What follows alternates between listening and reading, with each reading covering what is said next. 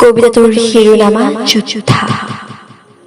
বিশ্বব্যাপী এটা ভয়ংকৰ শব্দ, যাক লৈ পৃথিৱী আতংক।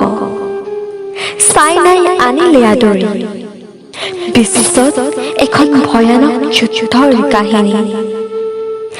ইতিহাসত নাই এনে বিৰল যুদ্ধ, সন্মুখত গঢ়ি উঠিছে বিশাল বিশাল পাহাৰ।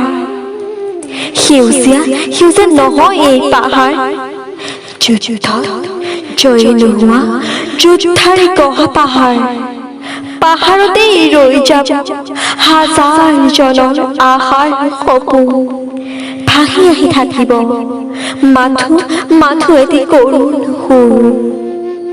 বহুত দেশ আগবাঢ়িছে, তথাপি কিয় পৰাজয় বৰণ কৰিছে?